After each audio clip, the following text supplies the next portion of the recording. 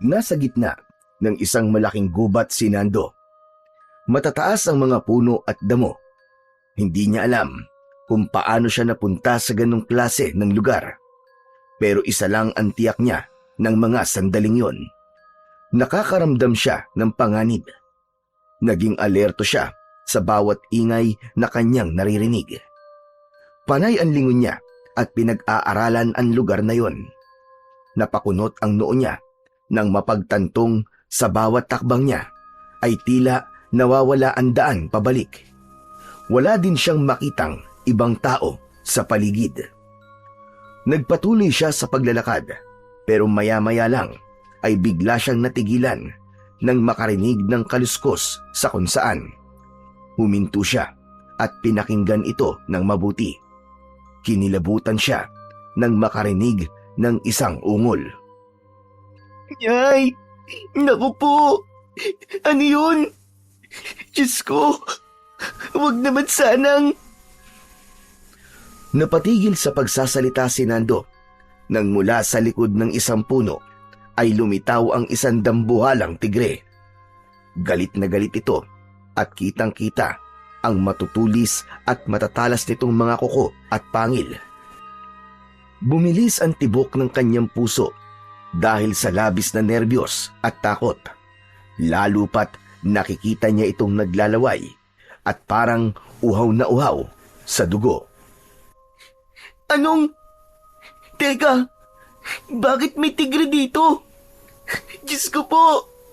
Tulong! Huwag! Huwag ka lumapit sa akin, pakiusap! Huwag, tigre! Ayoko pang mamatay! Saklolo! Hindi na siya nagdalawang isip. Kumari pa siya ng takbo, paliko-liko sa mga puno. Pilit na iniiwasan ang hayop na humahabol sa kanya. Tumakbo siya, mabilis, hanggang sa madapa sa ugat ng isang malaking puno. Napasubsob siya sa lupa. Nasugatan din ang kanyang tuhod at siko. Dumugo rin ang kanyang palad.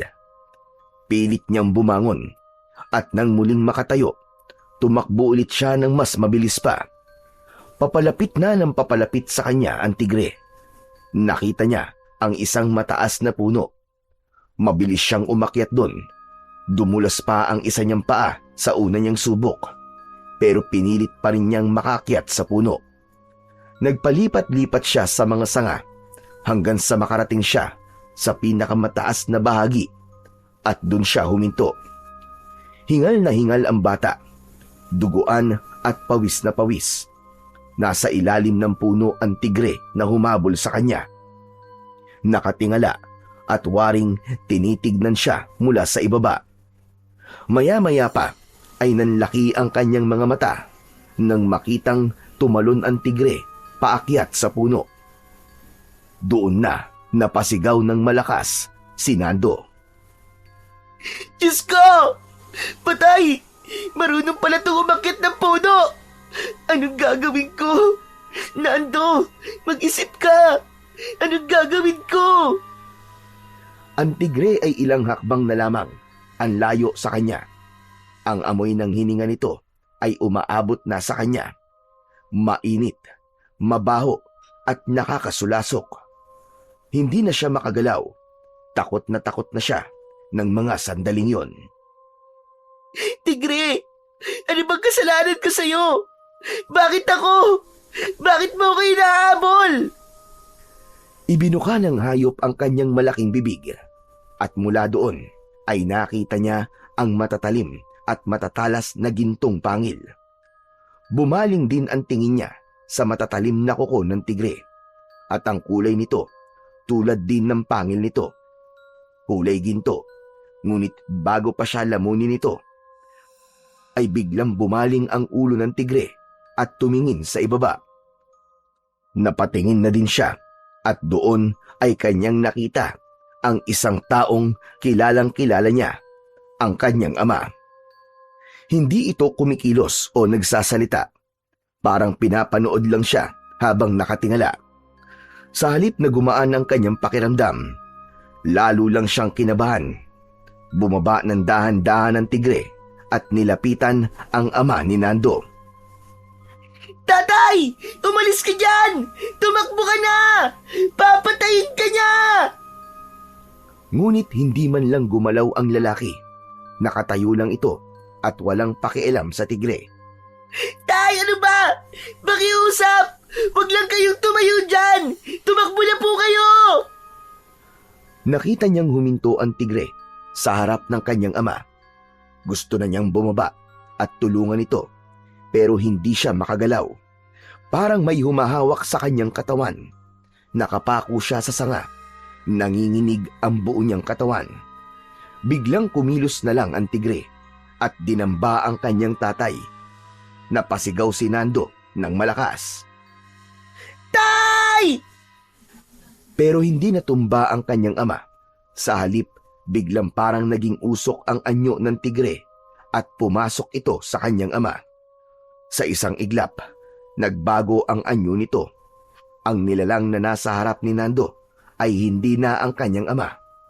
Ang mukha nito ay may balat ng tao, pero may guhit ng itim at kahel.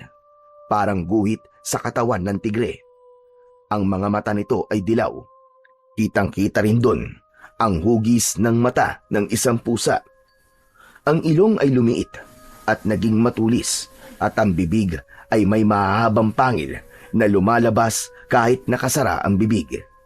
Ang katawan nito ay mabalahibo. May mga guhit din ng tigre sa dibdib, sa braso at sa likod.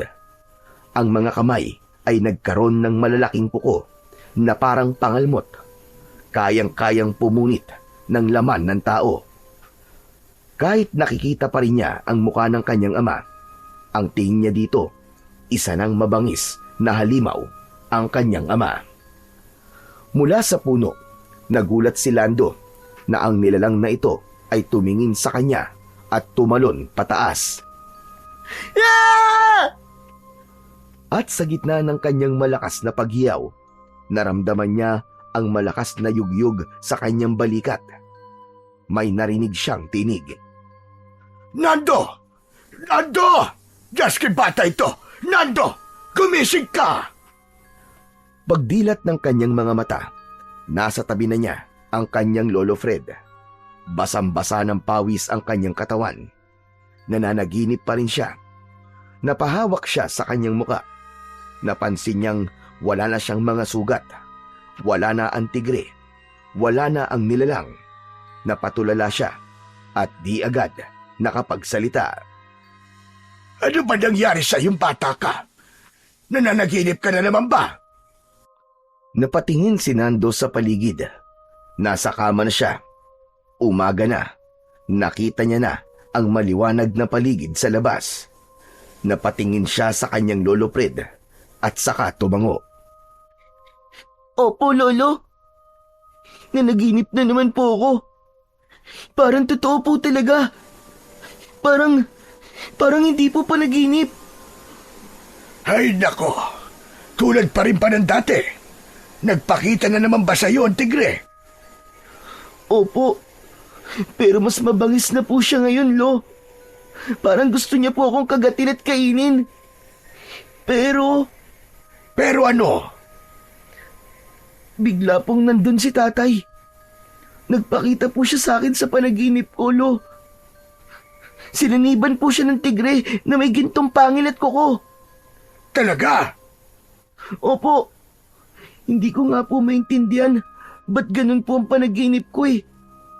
Anong ibig sabihin po nun, Lo? Hindi kaya may gustong iparating sa iyo ang tatay mo? Kung meron man po siyang gustong sabihin, bakit kailangan po niyang idaan sa isang masama at nakakatakot na panaginip?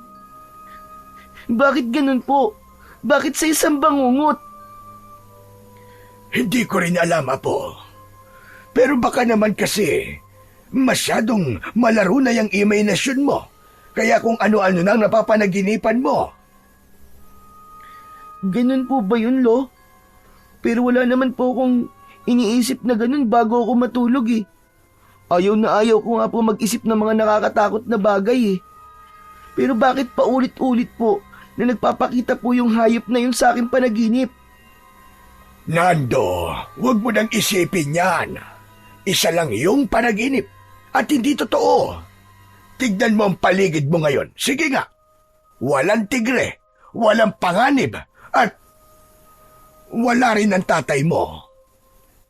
Alam ko naman po yun, Lolo. Pero bakit ganun po yung panaginip ko? Sumanib sa kanya yung tigre at naging isang halimaw siya. Tapos parang gusto po niya akong patayin. Apo, tulad ng sinabi ko sa iyo, panaginip lang ang lahat ng yun. Hindi mo kailangan matakot. Hindi mo kailangan mag-alala. Aba, mahal na mahal ka ng tatay mo at hindi ka niya magagawan saktan. Sa bagay, tama naman po kayo. Ay, Lolo, hindi po kaya may masamang mangyayari?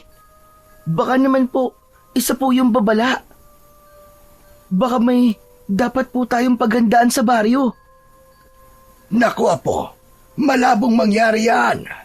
Ang baryo natin, ang pinakatahimik at pinakamapayapang lugar dito sa buong bayan.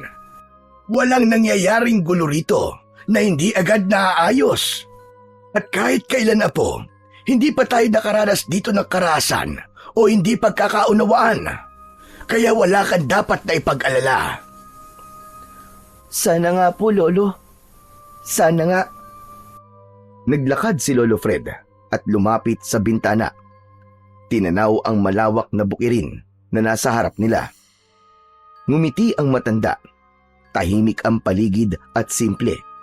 Makikita na karamihan sa mga bahay ay gawa sa kahoy at nipa. Hindi katulad sa lungsod, ang mga kalsada dito ay hindi sementado, kundi lupa at nagiging maputik kapag tag-ulan.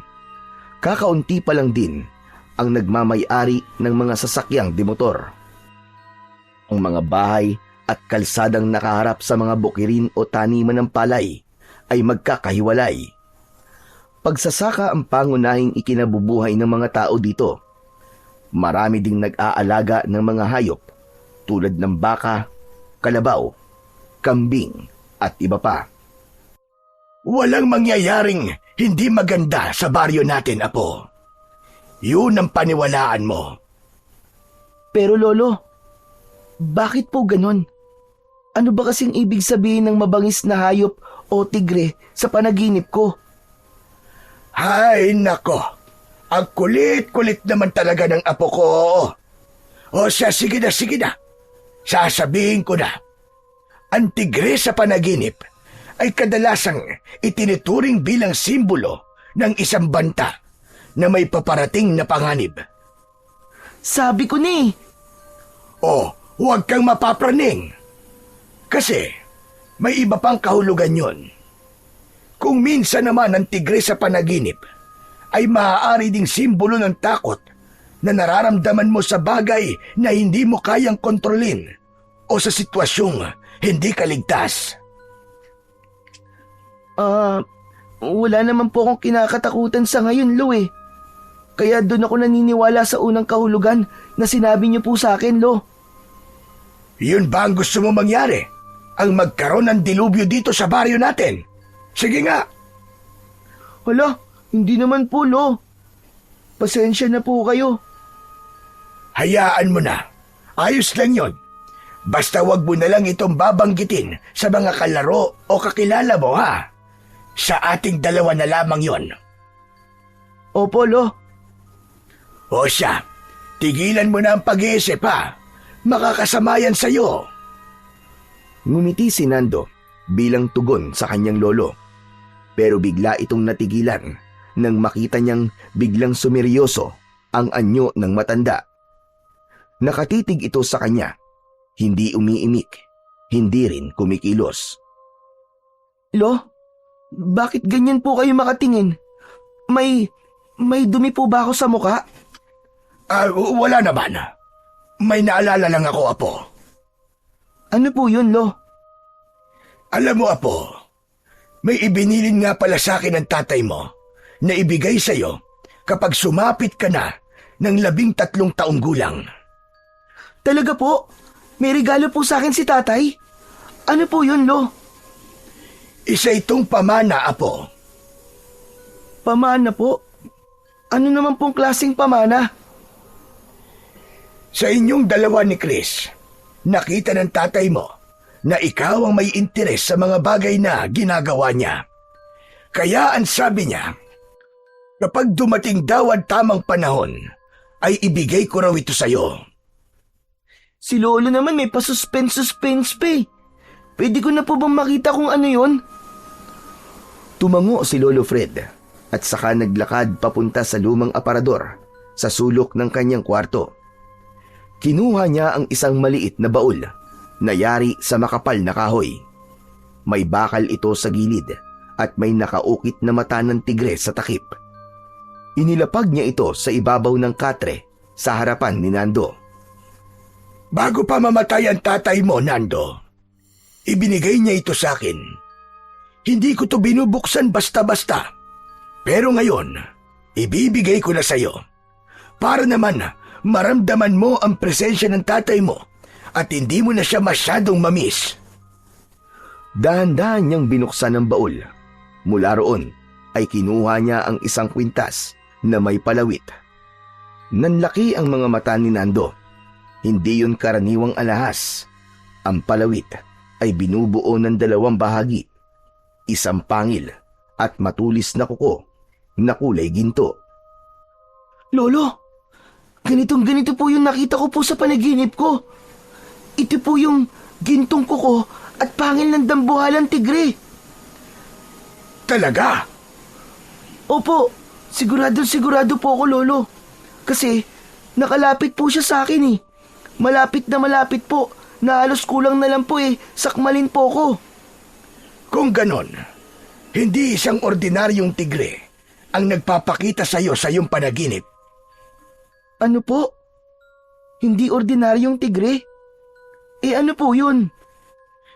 Hindi ko alam, Apo, kung tama ang pagkakaalam ko. Pero ayon sa kwento ng kaibigan ng tatay mo, galing ang mutya sa isa sa mga alaga ng Diyosang si Durga, isang dambuhalang tigre na tagapaghatid ng parusa sa mga makasalanan. Pero ang tigre ay hindi nananakit ng taong may busilak na puso. Saan naman po galing ang kwentong yan, Lolo? Galing ang kwento kay Ravi. Siya ang unang may-ari ng mutya. Isa siyang shaman o spirit warrior sa India. Isang klase ng mandirigma na hindi gumagamit ng sandata o mga armas sa pakikipaglaban. Ang ginagamit niya lang ay galing sa mutya at sa koneksyon niya sa kalikasan. Mukhang maganda po ang kwentong yan, Lolo ah. Pwede niyo po bang ikwento sa akin ang tungkol sa tigre na yan? Tama nga ang tatay mo. Parehas na parehas nga talaga kayo ng mga hilig. Sige, sisimulan ko na. Makinig kang mabuti. Humugot muna ng isang malakas na buntong hininga ang matanda at saka nagpalipat-lipat ang tingin nito sa kanyang apo at sa kwintas na nasa loob pa ng baul. Ang tigre na yon ay isang uri ng espiritong nagbabantay sa isang sagradong gubat sa Himalayas. Sinasabing bunga siya ng isang sinaunang ritual ng mga yogo. Isa lang siya sa buong mundo. Pero isang laban ang naganap. Ang tigre ay nilabanan ng isang masamang espiritu. Isang diablo na nagtangkang sakupin ang kagubatan na yon. Natalo ang tigre at sinasabing naiwan ang lakas dito sa gintong pangil at kuko. At yan ang nasa kwintas na ito. Pero Lo, bakit po napunta to kay tatay? Nagkakilala ang tatay mo at si Rabi sa isang retreat camp para sa mga spiritual protector. Malalim man naging samahan nila, pero isang malungkot na araw, si Rabi ay pumanaw ng dahil sa sakit. Dito mismo sa bahay natin, bago siya namatay, iniabot niya ang mutya sa tatay mo at may mahigpit na bilin. Huwag itong gagamitin hanggat hindi pa talaga kailangan. Alam ng tatay mo na may kapangyarihan ng mutya. Kaya buong ingat niya itong itinago. Itinaas ni Lolo Fred ang kwintas at ibinaba ito sa palad ni Nando. Tinitigan naman ni Nando ang mutya. Isinuot niya ito at nang dumikit sa kanyang dibdib, may naramdaman siyang init. Nakaramdam siya ng kilabot. Napapikit ang binatilyo. Sa sandaling yon ay tila nagpakita sa kanyang isip ang imahe ng isang dambuhalang tigre. Nakatingin lang ito sa kanya. Nagmulat siya ng kanyang mga mata. Nakita niyang nakatitig sa kanya si Lolo Fred. Hindi ko alam kung para saan ang mutya na yan, iyo. Maging ang ama mo ay hindi rin alam kung para saan yan. Pero, at sabi lang naman sa kanya ni Rabi, gamitin lang daw ito sa kabutihan at kung talagang kinakailangan. Gamitin ang mutya ayon sa simbolong hatid ng alagang tigre ng Diyosa, tagapagparusa sa mga masasama, protektor at tagapagbantay. Huwag po kayo mag-alala, Lolo. Tatandaan ko po ang lahat ng mga bagay na sinabi niyo sa akin. Lahat po ng mga itinuro mo sa akin at ng tatay. Gagamitin ko lang po ito sa kabutihan. Pangako po yan, Lo. Magiging katulad po ako ng tatay ko. Tumango si Lolo Fred. May luha sa gilid ng kanyang mga mata. Naalala niya bigla ang kanyang anak, si Mang Luis, ang ama ni Nando. Si Mang Luis ay hindi basta-bastang tao sa kanilang baryo. Isa siyang tanyag na antingero. Kilala sa buong lugar, hindi lang dahil sa kanyang mga agimat at kaalaman sa panggagamot, kundi dahil sa kanyang matapang na pakikipaglaban sa mga nilalang ng dilim, lalo na sa mga aswang. Mula pagkabata, palaban na si Mang Luis, ngunit hindi siya nagkamali ng landas. Sa halip, pinili niyang maglingkod sa kanyang kapwa. Tinuruan siya ng kanyang ama na si Lolo Fred kung paano gumawa at gumamit ng agimat at ipinamana sa kanya ang sinaunang karunungan ng kanilang angkan. Matapang talaga si Mang Luis, ngunit hindi siya marahas. Sa bawat laban, inuuna niya ang pag-iwas sa pagdanak ng dugo. Ngunit kung talagang kinakailangan, hindi siya nagdadalawang isip na ipagtanggol ang mga inosenteng mamamayan. Ngunit sa kabila ng kanyang lakas, hindi siya ligtas sa kamatayan. Sa huling taon ng kanyang buhay, unti-unti siyang pinahina ng isang matinding karamdaman. Walang agimat o mutya ang nakaligtas sa kanya sa sakit na yon. At sa huli, nang maramdaman niyang malapit na ang kanyang katapusan, doon niya ibinigay ang mutya na galing sa kanyang matalik na kaibigan. Ibinili nito sa kanyang ama na alagaan ang mutya at ibigay ito sa kanyang anak na si Nando. Samantala, kahit kinakabahan si Lolo Fred sa landas na maaaring tahakin ng kanyang apo, isang bahagi sa pagkatao niya ang masayang masaya dahil nakita niyang may sumusunod na sa kanilang yapak bilang mahuhusay na antingero at albularyo. Bagay na hindi niya nakita sa isa pang apo na si Chris, na walang interes sa mga mutya, sa kapangyarihan at sa mga espiritual na bagay.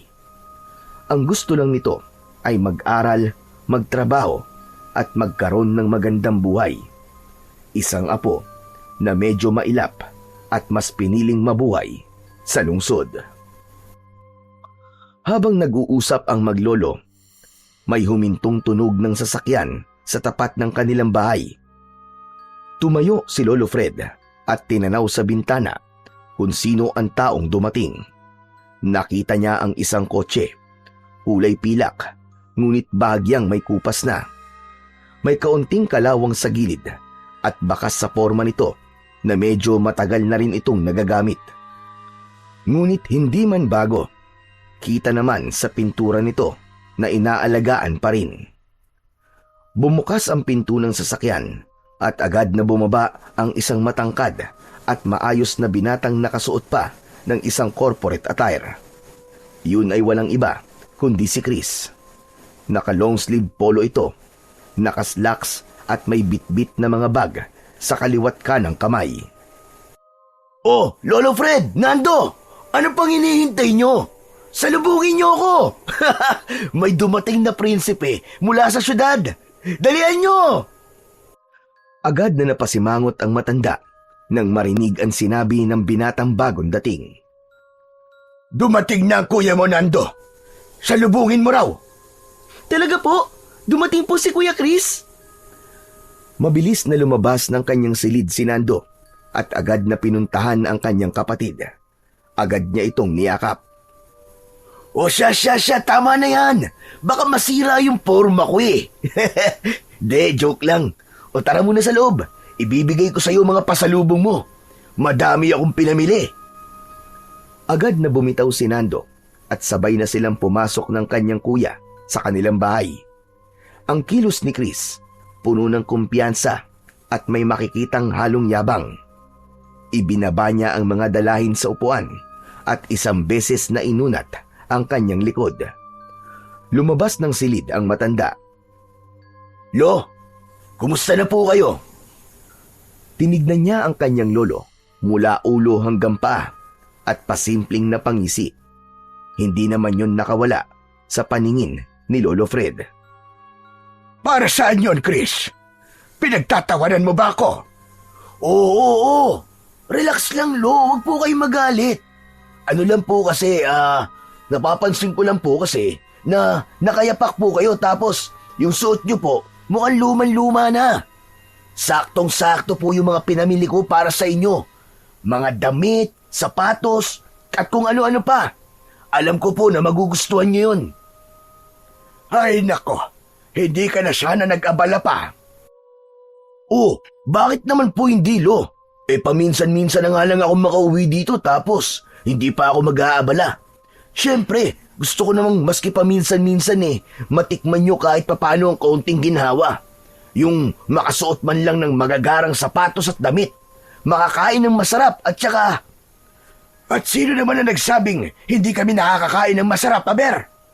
Kahit nandito kami sa bukid, kaya namin magluto ng masasarap na pagkain, Chris. Huwag mo kaming maliitin. Lolo naman hindi naman ganun ang ibig kong sabihin Huwag niyo naman pong masamain. Ang sa akin lang naman po, gusto ko pong i-share sa inyo kung anong meron ako. At gusto kong ipakita sa inyo na nagtagumpay po ako. Tignan nyo, may apo ka nang nakapag-aral. Mabuti na lang talaga at pinilit ko talagang mag-aral, Lo. Kung hindi ako nagsikap, malamang andito pa rin ako sa baryo na to, naghahalo o gumagawa ng halamang gamot. Napakamot sa ulo si Nando. Hindi siya sanay sa ganong tono ng kanyang kuya. Pero si Lolo Fred, hindi na maipinta ang muka. Sandali nga. Umuwi ka lang ba rito para ipamukha sa akin na tama ka at ako ang mali, ganun ba?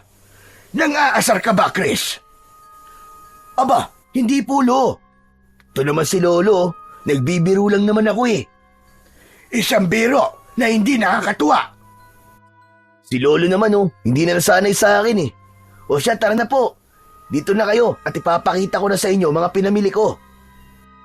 Lumapit si Nando at sinimulang buklatin ang laman ng mga bag. Pero si Lolo Fred nakatayo lang habang pinapanood si Nando. Umuwi nga pala ako, Lo, para sa isang magandang balita para dito kay Nando. Ano pong balita yon, Kuya? Nando, pwede mo nang ituloy ang pag-aaral mo. Na-promote kasi ako sa trabaho Mas malaki na ngayon ang sweldo. Sapat na para makapag-aral ka ng maayos. Ako na ang bahala sa tuition, sa allowance at saka sa iba pa. Panahon na para umasenso ka rin na tulad ko. Napatingin si Nando kay Lolo Fred. Tahimik lang ang matanda, pero alam niyang hindi nagustuhan ng lolo niya ang sinabi ng kanyang kuya. Hindi pa man nakakasagot ang binatilyo, ay napansin ni Chris ang mutya o kwintas na nakasabit sa leeg ni Nando. Napailing ang binata at napangisi. May halong panunuya. Ay nako, Nando. Huwag mong sabihin na naiimpluwensyahan ka na din itong si Lolo. Naniniwala ka na din sa mga anting-anting na yan. At ano, gusto mong tahakin ang pagiging antingero tulad ng tatay natin? Ano kasi, kuya eh? Nako, sinasabi ko na nga ba eh. Alam mo, mali yan. Huwag kang gumaya sa kanila. Hindi ka yayaman sa pagiging isang antingero o albularyo lang. Eh kuya, Nando, ang pera nasa edukasyon, nasa lungsod. Ang kaalaman ay hindi galing sa ugat ng halaman, kundi sa libro at diploma. Kuya, masaya ako na natupad niyo po ang pangarap niyo. Pero kasi hindi tayo parehas ng pangarap eh. Ito ang gusto ko eh, yung maging katulad nila tatay at lolo. Katulad na ano? Maging isang antingero na di nagamot ang sarili? Biglang nagdilim ang mukha ni Lolo Fred. Lumapit siya sa apong si Chris at itinutok sa kanya ang hawak nitong baston. Tumigil ka dyan, Chris! Masyado nang matabil ang dila mo. Pati ama mo, na matagal nang nananahimik, ay diladamay mo pa. Lolo, wala naman akong intensyon na saktan kayo o kontrahin ang paniniwala nyo eh. Pero itong kapatid ko, ayoko siyang maimpluwensyahan nyo. Ang gusto ko sa kanya, maging katulad ko siya at maranasan din naman niya ang buhay na maginhawa. Hambog ka! At sino nagsabi na impluwensyahan ko ang pag-iisip ng kapatid mo? Aba, namumuro ka na ha? Mula nang dumating ka, wala ka pang nasasabing matino. Di naman po yata totoo yan, Lo. Ang sa akin lang po, tama na po sana. Huwag niyo na pong ipilit sa amin ng kapatid ko ang pagsasali ng mga paniniwala niyo. Hayaan niyo po kami mangarap. Hayaan niyo po si Nando na lumipad. Huwag niyo siyang hayaan na matulad kay tatay na napakaraming natulungan pero ang sarili niya hindi niya nailigtas. Kuya, tama na. Hindi, Nando. Dapat marinig mo to. Ayoko masanay ang buhay mo sa kakapaniwala sa mga bagay na wala namang saysay. Makinig ka sa akin. Sumama ka sa akin sa Maynila. Ako na ang bahala sa lahat. Hindi, kuya. Hindi ko iiwan si Lolo dito. At wala rin akong balak na talikuran ng mga paniniwalang itinuro ni tatay at lolo sa akin. Maaaring hindi ko pa po alam ang lahat. Pero alam kong may halaga po ang ginagawa nila. Ano ka ba, Nando? Huwag mong sayangin o iisiping tanggihan ang inaalok ko sa'yo. Pero kuya... Tama na! Kung wala kang respeto sa paniniwala namin, umalis ka na muna sa harapan ko. Umuwi ka na lang ulit sa Maynila. Biglang tumahimik ang dalawa. Napasinghap si Nando. Ngayon lang niya nakitang tila umuusok na sa galit ang kanyang lolo. Ang tatay mo, hindi nabuhay para lang manggamot. Nabuhay siya para maglingkod. At oo, namatay siya. Pero hindi ibig sabihin nun ay wala nang halaga ang kanyang ginawa. Kung ang basihan ng tama ay pera lang at diploma, sana matagal na kaming iniwan ng mga taong humihingi ng tulong sa amin. Pero hindi. Patuloy silang lumalapit sa amin. Tumahimik si Chris. Hindi makatingin ng diretso sa kanyang Lolo Fred. Kuya, hindi ko pinangarap ang Maynila eh. Hindi ko rin pinangarap ang yumaman. Ang gusto ko po, ipagpatuloy ang ginagawa ni na tatay at lolo. Dahil dito ko po nararamdaman ang halaga ko. Yun po ang gusto ko. Dito po ako may saysay. Hindi ko po sinasabi na mali ang ginagawa nyo. Pero sana, wag mo rin sabihin na mali ang sa amin. Alam mo, Nando, gusto lang kitang iangat sa kahirapan. Gusto kong maranasan mo yung mga nararanasan ko ngayon. Ang daming pribilehiyo, masaya. Lahat ng masasarap na pagkain, matitikman mo. Maginhawa ang buhay mo. Pero kuya, masaya naman po ako dito eh. Maaaring ang hindi kami mayaman dito, kuya, kung pera po ang sukatan. Pero nandito naman po si Lolo. Dito ko gustong manatili. Nakatitig lang si Chris kay Nando. Kita sa kanyang mga mata ang pagkalito, ang bagyang pagkapahiya, at marahil pagsisisi. Hindi na siya nagsalita. Tahimik niyang iniabot ang isa pang plastic bag kay Nando. O yan, yan ang pasalubong mo. Tahimik nang tinanggap ni Nando yon. Tumango ito at ngumiti bilang pasasalamat. Iniabot din niya sa kanyang lolo ang kanyang pasalubong dito. Nung una ay ayaw nitong tanggapin ng matanda, pero nang yakapin niya ang kanyang lolo, yumakap na rin ito pabalik. O siya, sige na. Tama na itong drama na ito. Tara na sa kusina at mag-agahan na. Matapos ang masarap na agahan at bahagyang paglimot sa tensyon kanina, tumayo si Nando para asikasuhin ang kanyang alagang baka. Pero pagdating niya sa kulungan, wala ito ron. Agad niyang nilibot ang kanyang bakuran pero wala talaga ito. Muntik nang maiyak si Nando sa kaba. Agad siyang bumalik sa bahay at sinabi ito sa kanyang lolo. Lolo! Wala po sa kulungan yung baka natin. Sandali, kumalma ka lang. Baka naman tulad ng dati, nakawala lang. Huwag ka nang mag-alala. Hahanapin natin ang baka. Agad silang naghanda. Nagsuot ng sombrero si Lolo Fred, habang si Nando naman ay kinuha ang kanyang maliit na pamalo. Nagulat sila nang makitang nagbihis din si Chris at nagsabing sasama. Habang naglalakad sila, unti-unti nilang napansin ang kakaibang mga pangyayari. May nakita silang patay na kambing sa bakuran ng kapitbahay. Nakahandusay ito sa damuhan. May dugo sa leeg at wakwak ang tiyan. Kinain ang lamang loob. Sa susunod na bahay, 5 patay na manok naman ang nakita. Nagkalat din ang mga lamang loob at tila wala ng dugo. Hindi napigilan ni Chris ang masuka sa kanyang nakita. Nagpatuloy sila sa paglalakad. Halos lahat ay may parehong kwento. May pinatay, nilapa at kinaing mga hayop. Wala namang makapagsabi kung ano ang dahilan ng mga ito. Napansin ni Nando ang takot sa mga mata ng mga matatanda sa baryo. Nagbubulungan ng mga ito. Pagkatapos ng halos 30 minuto ng paghahanap, may isa silang kababaryo na may nakitang katawan ng patay ng isang baka sa may ilog. Nagkatinginan ang tatlo. Agad silang nagmadali sa pagpunta sa may ilog. Pagdating sa lugar, bumungad sa kanila ang isang tanawin na nagpahinto sa kanilang mga hakbang. Nakita nila ang alaga ni Nando, nakabulagta sa gilid ng ilog.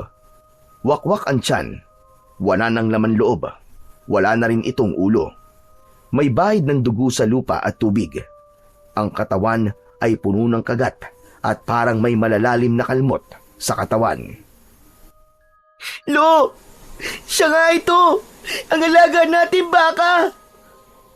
Nando! Tama na yan. Huwag ka nang umiyak, apo. Wala na tayong magagawa sa kanya. Pero Lo, bakit po ganito? Sino po may gawa nito, Lo? Hindi ko rin alam. Pero masama ang kutob ko, Nando. Hindi ito gawa ng isang ordinaryong nilalang. Ano pong ibig niyong sabihin, Lo? Biglang may sumabad sa matanda sa kanila at sinabing maaaring aswang ang may gawa ng karumal-dumal na pagpaslang sa mga hayop. Aswang? Come on! Seryoso? Tigilan nyo na nga yung mga ganyan-ganyan. Walang ganyan ngayon, kundi baliw, maaaring adik ang may gawa niyan. Nagtitrip lang at siguro walang magawa sa buhay. O kaya naman, isang taong halangang kaluluwa. Hindi na uso ang mga aswang ngayon, Lolo. Ano ba naman kayo? Kung hindi ka naniniwala na maaaring aswang nga may gawa nito, paano mo naman ipapaliwanag ang itsura ng mga hayop? Napalagay mo ba, Chris? Kaya ba ng isang tao lang na gawin ito sa loob ng isang gabi nang hindi man lang naririnig o nahuhuli? Pwede namang isang tao, 2 tao, Lo eh. Kung may balak talaga silang manggulo at maggasik ng takot, kaya nila to. Huwag niyong isisi kagad sa mga kababalaghan. Diyos ko, puro pamahiin, puro takot. Kaya walang umaasenso sa ganitong lugar eh. Puro haka-haka. Anong klaseng pananalita yan, Chris? Ha? O sige, Sabihin natin na tama ka. Sabihin natin na tao nga ang may gawa nito. Kung ganon, ikaw ba ang may gawa nito? Kaya masyado kang sigurado sa mga sinasabi mo. Aba, hindi ah. Hindi ko kayang gawin yan. Saka kararating ko lang, no? O kita mo na, di umiwas ka ngayon. Hindi mo pala kayang gawin. Alam mo, hindi ito basta trip lang tulad ng sinasabi mo. Walang maglalaro ng ganito kababoy kung normal lang siya. Ang sinasabi ko lang naman, Lo, ay imposibleng aswang ang gumawa nito. Alam nyo, dito kasi sa baryo, kapag may nangyayari ng kakaiba, agad na ibinibintang sa mga engkanto o kaya naman ay sa aswang. Ewan ko naman sa inyo. Pero sa totoo lang, ang problema talaga dito, masyadong binibigyan ng kapangyarihan at pinagmumukhang totoo ang mga alamat. Tumahimik ka na. Nakakahiya sa mga kababaryo natin. Nakapag-aral ka lang na walang ka na ng respeto sa pinanggalingan mo. Wala kang alam, lalo na sa mga bagay na nararamdaman lang at sa mga bagay na nakikita lang ng mga taong marunong tumingin. Hindi na nakasagot si Chris nang makita ang galit sa mukha ng kanyang lolo. Samantala si Nando naman ay napahawak sa kanyang mutya na nakasabit sa kanyang leeg. Sa pagdikit ng palad niya rito, tila may dumaloy na kuryente sa kanyang katawan. Nanindig ang balahibo niya. Kasabay nun ay may naamoy siyang kakaiba. Mabaho, mas masangsang pa sa patay na hayop. Napalingon siya sa paligid. Tinignan niya isa-isa ang mga taong naroroon. Hanggang sa mapansin niya si Aling Sumalim. Tahimik lang sa gilid. Nakasuot ito ng kupas na duster at may suot na balabal sa leeg kahit na mainit. Matagal na itong nakatira sa kanilang baryo. Halos 2 taon na. Mabait ito sa paningin ng iba. Laging nakikita na pumupunta ito sa simbahan at palaging may bitbit na rosaryo. May naramdaman si Nando na hindi niya maipaliwanag. Napatitig siya sa babae at doon niya napansin na parang ngumisi ito ng bahagya. Mabilis lang pero nahuli niya ito at nakita ng malinaw isang ngising nakakatindig ng balahibo. Napatingin si Nando kay Lolo Fred, ngunit si Chris naman ang nagsalita. Huli ka na. Ang mabuti pa, umuwi na tayo, Nando. Po, ayoko po kuya, dito po muna ako. Susubukan ko pong alamin kung ano talaga ang nangyari sa baka ko. Hindi naman po pwedeng ganito na lang to. Pamana pa po sa akin ni tatay ang baka na yun eh. Aalamin mo kung ano nangyari. O tapos, paano kung malaman mo? Anong gagawin mo? May magagawa ka ba, Aber? Natahimik si Nando. Hindi siya gumalaw. Tila nag-isip ng malalim. Muli siyang napatingin sa kanyang mutya. Sumagi ulit sa isip niya ang amoy, ang kuryente at ang ngisi ni Aling Sumalim. Malakas ang pakiramdam niya na may mali. May nangyayari sa baryo nila na hindi basta-basta. Kinagabihan, tahimik si Nando. Matapos silang maghapunan, ay wala itong imik na pumasok sa kanyang kwarto. Tahimik itong umiyak at tila ipinagluluksa ang pagkamatay ng kanyang pinakamahal na alaga. Samantala sa sala, muling nagsimula na naman ang bangayan ng maglolo. O lolo, tignan niyo po yung apo niyo. Depressed na depressed sa pagkawala ng baka niya. Yan ba ang gusto niyo? Na simpleng bagay lang, halos sumuko na siya. Huwag mo kong umpisahan, Chris. Itigil mo yung bibig mo kung wala kang masabing matino. Mali lolo eh. Dapat sa ganitong pagkakataon, iparealize natin sa kanya na kailangan niyang maging matatag. At yung ganyang kaliit na problema, hindi siya dapat ganyan. Aba, baka lang yun eh. Pwede siyang bumili ng kapalit noon kung kailan niya gusto. Bibigyan ko siya ng pambili, walang problema doon. Bakit ba napakayabang mong bata ka?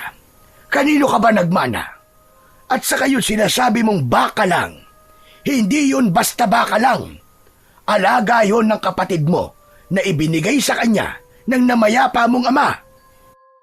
Ay nako, yan na naman kayo sa sentimental value na yan eh. Kaya hindi umuunlad yung bata eh. Ikinukulong nyo sa mga paniniwalang ganyan. Ikinukulong?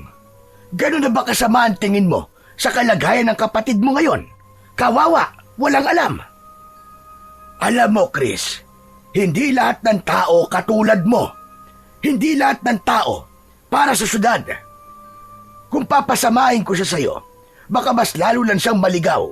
Lalo na kung ikaw ang kasama. Dito siya kampante. Kontento siya sa kung anong meron kami. Kontento? Paano niya nasabing kontento? Hindi pa naman niya nararanasan ang buhay na tinatamasa ako ngayon. Mabuti pa, kausapin niyo na siya. Nasubukan niya. Sa ayaw nga ng bata eh. Ba't ba ang kulit-kulit mo? Ayaw niya kasi nga dahil sa inyo. Magpaubaya ka naman, Lolo. Hayaan mo siyang mamili para sa sarili niya. Hindi ako ang makasarili dito, Chris. Kundi ikaw. Hindi ba't sinabi na sa'yo ng kapatid mo kung ano ang kanyang gusto? Bakit mo ba siya pinipilit?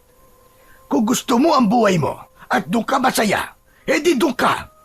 Wala namang pumipigil sa'yo. Ba't ba kasi bumalik-balik ka pa dito? Muli, si Chris na naman ang natahimik sa diskusyon. Napabuntong hininga na lang siya at napaupo. Ilang beses na umiling dahil hindi na naman napagbigyan ang kanyang gusto. Mali ba talaga ang pangarapin ko ding maging maayos ang kinabukasan ng kapatid ko? Mali ba talaga ako? Hay, Diyos kong buhay ito. Sa silid, nakatakip ng unan ang tenga ni Nando. Ayaw niyang marinig ang pagtatalo ng kanyang kuya at lolo. Ngunit pilit man niyang takpan ng kanyang tenga. Malinaw pa rin niya itong naririnig. Napapikit siya. Bumigat ang kanyang mga mata. Hindi niya namalayan na nakatulog na siya habang umiiyak. Ilang oras ang lumipas. Bigla na lamang nagising si Nando. Mabigat ang kanyang pantog. Kailangan niyang umihi. Dahan-dahan siyang bumangon. Dumaan siya sa kusina at lumabas ng bahay. Sa likod ng bahay, naroon ang banyo nila. Isang simpleng paliguan at kubeta na yari sa kahoy na pinapalibutan ng sako bilang pantakip. Tanging maliit na lampara ang hawak niya bilang pangilaw. Habang umiihi siya, may narinig siyang isang tunog. Napalingon siya kagad. Wala naman siyang nakitang tao sa paligid. Muli niyang narinig, may sumitsit. Hindi lang isa, marami sila. Agad na nanindig ang balahibo ng bata. Muli niyang naramdaman ang pag-init ng kanyang mutya. Kasabay nito ay ang pag-ilaw nito. Isang mahinang ilaw noong una, pero unti-unting lumalakas. Parang nagbibigay sa kanya ng isang babala. Tapos ay may narinig siyang bumubulong-bulong. Parang nagsasabing kailangan niyang mag-ingat. Muli siyang dumukwang at tumingin sa ilalim ng sako sa labas. Wala namang tao, pero ramdam niyang hindi siya nag-iisa ng mga oras na yon. Inilabas niya ang mutya sa loob ng kanyang t-shirt. Hawak niya ito habang lumalabas ng banyo. Paglabas niya, isang nilalang ang biglang lumitaw sa kanyang harapan. Ang katawan nito ay payat pero mahaba. Baluktot ang likod. May mahahaba din itong kamay at kuko. May malalapad din itong mga pakpak. Ang balat nito ay kulay abo. Ang mukha naman nito ay merong mahabang nguso. Parang tuka, pero may mga ngipin na pantay-pantay at matutulis. Ang mga mata nito ay madilim at walang puti. Hindi makagalaw si Nando. Hawak pa rin niya ang kanyang mutya. Habang tinititigan siya ng lumbanok, dahan-dahan itong yumuko. Tila inaamoy siya. Anong klaseng nilalang ka? Wag! Wag kang lalapit sa akin! Ngunit hindi nagpapigil ang nilalang. Inilapit pa nito ang kanyang muka at maya-maya lang ay naging mabilis ang pagkilos nito. Ikinampay nito ang kanyang mga pakpak at biglang sumigaw. parang tunog ng isang ibon na tinatawag na salagunting. Ang tunog nito ay parang huni na may humahagulgol o umiiyak. Para sa mga taong makakarinig nito, ang ibig sabihin ay tunog ng kamatayan. Nanlaki ang mga mata ni Nando nang makitang nagsilabasan sa bawat sulok ng kanilang bakuran ang mga katulad nitong nilalang. Lolo! Lolo, tulungan niyo ako! May mga aswang dito! Saklolo! Napaupo siya sa labis na takot at paulit-ulit na sumisigaw, pero walang sumasagot. Tahimik ang kanilang bahay. Lolo! Kuya Chris! Tulungan niyo ako! May mga halimaw! Pinaikutan siya ng mga halimaw na yon. May isang nilalang na dumapo sa kanilang bubong. Meron din sa harap ng kanilang bahay at nilundagan ang kanilang mesa sa labas. Tumilapon ang bangkong kawayan. Nanlilisik ang mga mata ng mga halimaw, parang mga buwitring handang sumunggab anumang oras. Diyos ko! Tulungan niyo po ako! Parang awa niyo na po! Ayoko pa pong mamatay! Marami pa po akong gagawin! Marami pa po akong pangarap! Si Lolo! Si Kuya Chris! Kailangan ko pa silang mga pagkasundo! Ayoko pa po mamatay! Saklolo! Biglang tila nagliyab ang kanyang mutya. Hindi niya alam kung bakit, pero parang may gustong lumabas dito. Parang may malakas na enerhiya siyang hindi niya maipaliwanag. Teka! Ano nangyayari? Ano to? Nang makita ito ng mga nilalang, bigla silang nagsigawan. Halos sabay-sabay na lumipad pa itaas hanggang sa tuluyang tumakas. Naiwan si Nando, pawis na pawis, nanginginig. Ilang saglit pa, biglang bumukas ang pinto ng kanilang bahay. Nando! Oh, ano ginagawa mo dyan? Nanguhuli ka ba ng palaka sa oras ng gabi? Pambihira ang bata ka, oo. Hindi, kuya. Hindi ako nanguhuli ng palaka. Pero may mga halimaw dito kanina, kuya. Napakarami nila. Lumilipad, tumatalon. Nakita ko. Ano ka mo, halimaw? Nasaan? Wala naman ah. Nako, mukhang naglalakad ka na naman ng tulog ha? Nananaginip ka ba? Hindi, kuya, hindi. Totoo po sinasabi ko. Nakita ko talaga sila. Hindi po ako nananaginip, kuya. Oo na, oo na. Halika na nga. Tulungan na kita at baka mamaya kagating ka pa ng lamok dito eh. Inalalayan siya ni Chris sa braso at saka sinamahan na pumasok sa loob ng kanilang bahay. Nang makapasok na sila sa loob, tumingin pa si Nando sa labas. Wala na nga ang mga nilalang na kinakatakutan niya. Ano ba pinagkakaguluhan yung dalawa dyan ha? At bakit ang ingay-ingay nyo? Abay, oras na ng gabi ah. Baka nakakabulahaw na kayo ng mga kapitbahay. Nakakahiya naman. Lolo, ba't di ka po lumabas kanina? Yung mga sigaw ko po na humihingi ng tulong, narinig niyo po ba? Ano ka mo? Sumisigaw ka ng tulong. Abay, wala naman akong narinig. Saan ba kayo galing? Sa labas nga po, Lolo. Lolo, ito po kasing apo nyo. Nakaupo po dun sa lupa, malapit po dun sa kubeta. Akala ko nga po nanguhuli ng palaka eh. May sinasabi po siya sa akin, kaso hindi naman po kapani-paniwala eh. Bakit, Chris? Ano ba nangyari? Lolo, totoo po sila. Totoo nga po may mga aswang po dito sa baryo natin, Lolo. Nakita ko po sila. Muntik na nila po akong kainin. Ano ka mo? Nakita mo sila? Abay, anong itsura nila, apo? Anong klaseng aswang? Para po silang malalaking ibon. Tapos ang tunog po nila parang umiiyak. Mahabang iyak po. Parang huni na multo, Lolo. Nakakakilabot po talaga. Tapos po ang mga mata nila, puro itim po. May malalaki din po silang pakpak at saka... Mga lumbanok. Yung nakita mo ay isang uri ng aswang na tinatawag naming lumbanok. Parang isang pinaghalong tao at ibon na may nakakatakot na tunog. Kung ganon, sila pala ang pumipeste dito sa lugar natin. Ngunit paanong nangyari yon? Bakit nagkaroon ng mga ganyang nilalang ulit dito? Baka po, naligaw lang sila dito at piniling dito po magasik ng lagim. Hindi, iho. Hindi ganon ang katangian ng mga aswang na yon. Ang mga lumbanok, hindi sila basta-basta lang napapadpad o naliligaw sa isang lugar. Sila ay mga nilalang na sadyang nilikha. May lumilikha sa kanila. May bumubuhay. May nagpapakain. May nagpapalakas.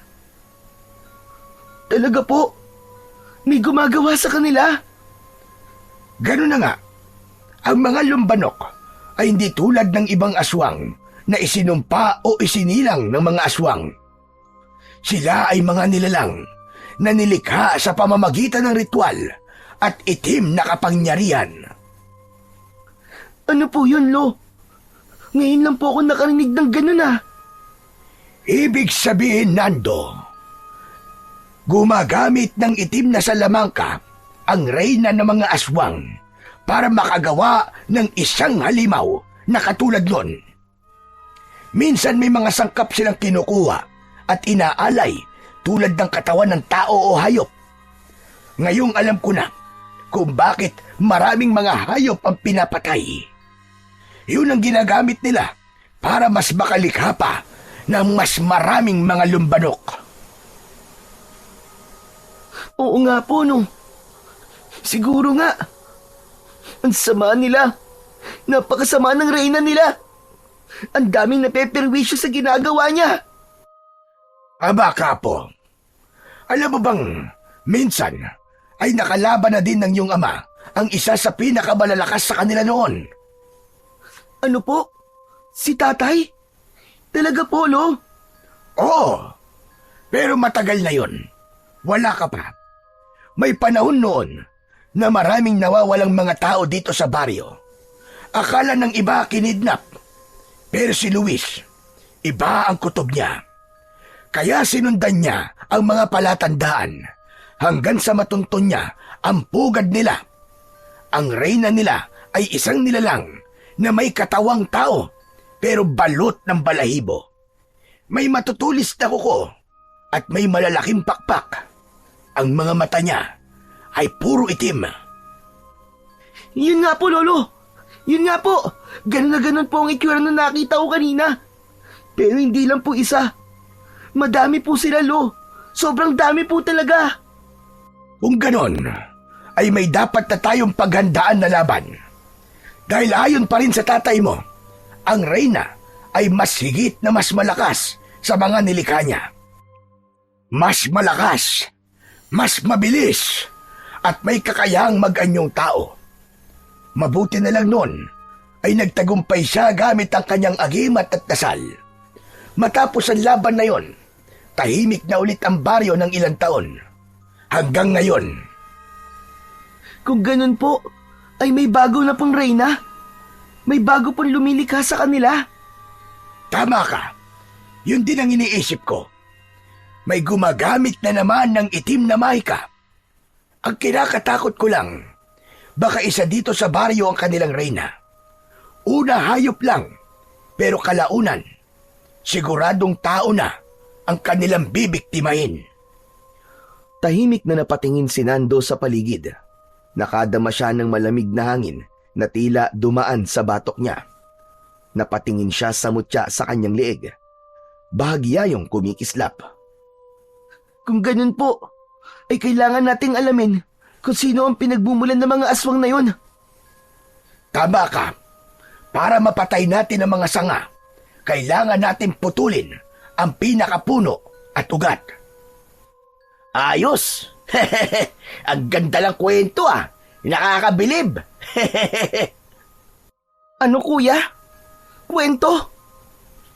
Hindi, kuya. Nakita ko talaga sila. Di yun basta gawa-gawa lang na kwento. Inaantok ka lang, kaya kung ano-ano nakikita mo. O kaya naman, baka tao lang ang dumaan. Ano ka ba, kuya? Sinabi na ngang hindi tao yun eh. May tao ba nakakalipad? Meron, sa panaginip. Ang kulit mo naman, kuya eh. Basta, aalamin ko kung sino yung reyna nila. At paano mo naman magagawa yon, Aber? Gagamitin ko ang mutsang ipinamana ni tatay. Anak ng mutya na naman. Walang kwenta yan. Anong walang kwenta, kuya? Kung hindi dahil sa mutya na to, malamang sa malamang patay na ako ngayon. Takot sila sa mutsyang to. Talaga, Nando? Abay, paano mo nasabi yon? Natakot sila sa mutya na yan. Kasi Pulo, nung makita po ng mga lumbanok to, hindi po sila makalapit sa akin. Parang may harang po. Nagliwanag po bigla yung mutya. Tapos, bigla po sila nagliparan. Kung ganon, ay gumagana nga ang mutya. Maswerte ka po, dahil ibig sabihin nun ay tinanggap ka na ng mutya. Dahil kung hindi, maski isuot mo pa yan, kung hindi ka karapat-dapat ay wala rin. Hinding-hindi yan gagana. Hindi yan magpapalabas ng kanyang kapangyarihan. Tunay ngang anak ka ng isang antingero. Namana mo ang lakas at kakayahan ng iyong ama. Bukas na po, magsasanay tayo para makita natin ang lahat ng kakayahan ng mutya na yan. Tapos ano? Magiging tagapagligtas ng baryo si Nando, ganun ba, Lo? Ano namang masama ron, Chris? Ang masama, Lo, ganitong buhay po ang gusto nyo para kay Nando. Maging tagapagligtas ng baryo. Maging isang bayani, taga-supil ng aswang. Sigurado ho ba kayo? Nakukonsintihin nyo ang kalokohan niya, Lo? Nando, mag-isip-isip ka naman. Wala akong ibang hangad para sa'yo kundi ang magkaroon ka ng mas maayos na buhay. Huwag naman ganito. Kung totoo man yung mga aswang-aswang na yan, ayoko na makipaglaban ka sa kanila. Kasi ayoko na pati ikaw ay mawala sa akin. Tulad ni tatay. Mag-isip ka. Pero kuya, nakukuha mo naman ang punto ko, di ba? Hindi lang ako basta-basta nagyayabang dito, Nando. Ayoko ng ganitong buhay para sa'yo. Maawa ka naman sa sarili mo, Nando. Mas naaawa ako, kuya, sa mga tao dito sa baryo kung walang magtatanggol sa kanila. Ayokong may masasaktan. Lalo na't alam ko naman sa sarili ko na may kakayahan akong lumaban. Hindi ko kayang pumikit na lang at magwalang kibo. Kung totoo mang may panganib, haharapin ko. Gusto kong protektahan ng baryo at bantayan laban sa mga aswang. Gusto mong protektahan ng mga tao gamit lang ang mga batong yan na nasa leeg mo? Nando, hindi ka isang sundalo. Mas lalong hindi ka isang superhero. Isa ka lang simpleng binatilyo, Nando. Huwag kang gumaya kay tatay. Wala kang mapapala kundi kamatayan lang. Huwag ka mag-alala, kuya. Hindi ako mamamatay. Nararamdaman ko, malakas ang mutya. At kung ako man ay susunod sa yapak ni tatay, itatama kung dapat na itama. Ayoko nung mas lumala pa ang sitwasyon natin dito bago pa ako kumilos. Ako si Nando. Anak ako ni tatay. Apo ako ni Lolo Fred. Ako ang tatapos sa sumpa ng mga lumbanok. Ewan ko sa'yo. Ang tigas-tigas talaga ng ulo mo. Hindi na sumagot si Nando. Alam niyang sarado ang utak ng kanyang kapatid sa ganitong klase ng pananaw. Kaya naman, hinayaan na lang niya ito. Diretso siyang pumasok sa kanyang silid at sinubukan muling matulog. Ilang sandali lang ay mahimbing nang nakatulog si Nando. Ngunit gaya ng dati, hindi basta pahinga ang hatid ng kanyang pagtulog. Bagkus, isa na namang bisita mula sa mundo ng hiwaga ang dumating. Nagpakita sa kanya ang dambuhalang tigre. Lumalakad ito palapit sa kanya. Tahimik itong nakatingin kay Nando. Hindi na ito galit. Hindi na umaangil. Maya-maya ay tila narinig niya ang tinig nito. Kinakausap siya maski hindi naman niya nakikitang bumubuka ang bibig. Sinabi nitong dadalhin niya si Nando sa pugad ng mga aswang. Biglang nagbago ang paligid. Sa isang iglap, naroon na si Nando sa harap ng isang malaking kuweba sa paanan ng bundok na napapaligiran ng makakapal na damo at mga puno ng balete. Ang hangin ay malamig pero amoy bulok, masangsang at nakakasulasok. Tahimik lang si Nando ng mga sandaling yun. Hindi siya gumagalaw, ngunit napansin niya ang mga nilalang na merong malalapad na pakpak na parabang merong binabantayan. Sa loob ng kuweba, may isang babaeng nakaitim. Nakatayo ito habang nakatalikod. Mahaba ang buhok, pero hindi gumagalaw. Yan. Yan ang pugad.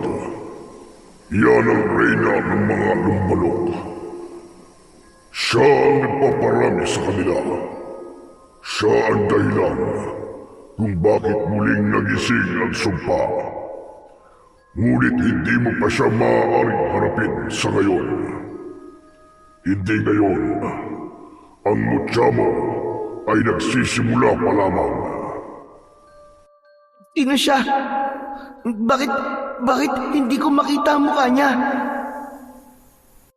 Kapag nakita mo ang kanyang mukha, doon mo malalaman ang kanyang pagkatao. Ngunit tandaan mo, ang mutyang tangan mo ay hindi laruan. Ikaw na ang may responsibilidad sa kapangyarihang taglay niyan. At ikaw lang ang makakalaban sa reyna. Teka, bakit ako? Kaya ko ba yun? Kaya mo, dahil ikaw ang huling binhi. Ang dugo mo ay pinagpala ng lakas at ang puso mo ay dalisay. Malinis. Wala nang iba. Wala nang ibang may kakayahang humarap sa dilim, kundi ikaw lamang.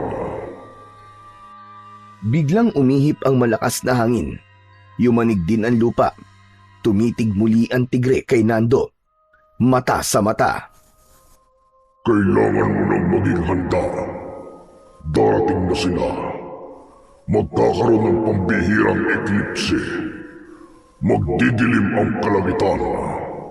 Kailangan mo siyang buksain bago mahuli ang lahat. Pagmulat ng mga mata ni Nando, pawis na pawis siya. Habol ang kanyang hininga. Tahimik siyang tumayo mula sa katre. Naisip niya ang kanyang panaginip at doon niya napagtanto na simula na nga, magsisimula na ang kanyang tungkulin bilang pinakabatang antingero sa kanilang baryo. Mabuti naman na po at gising ka na. Bakit po, Lolo? Ano po nangyari? May natagpuan ng mga kababaryo natin na isang bangkay ng tao doon sa gilid ng ilog. Ano po? Bangkay ng tao? Tama ka, Apo. Hindi na hayop ang pinipinsala nila, kundi tao na, Nando. Tao na. Isang mangingisda raw. Si Ruel. Biyak ang tiyan. Nagkalat ang laman loob sa paligid at halos hindi na makilala. Nagsimula na silang pumatay ng tao, Lolo. Tama ka, Nando. Dumating na ang kinakatakutan natin, Apo. Hindi na pwedeng maghintay, Lolo Fred. Kailangan na natin silang pigilan bago pa masundan si Mang Ruel. Kung ganon, ay pumunta tayo mamaya sa silong. Sa isang sikretong silid doon kita tuturuan ng mga makapangyarihang orasyon at doon natin palalabasin ang tunay na lakas ng iyong mutya. Sige po, Lolo. Pumapayag po ako. Gagawin ko po ang lahat para matutunan ang kailangan ko. Pero teka po, nasan po pala si Kuya? Ay nako, hindi ko alam, Apo. Sa palagay ko ay maagang umalis. Hindi na nagpaalam. Baka bumalik na ng Maynila. Biglaan naman po yata. Mas mabuti na rin siguro yon. At huwag na sanang bumalik ang hambog na yon. Baka dahil sa kayabangan niya, mapahamak pa siya rito sa atin. Sana man lang nagsabi siya bago siya umalis. Kaya nga pero hayaan mo na.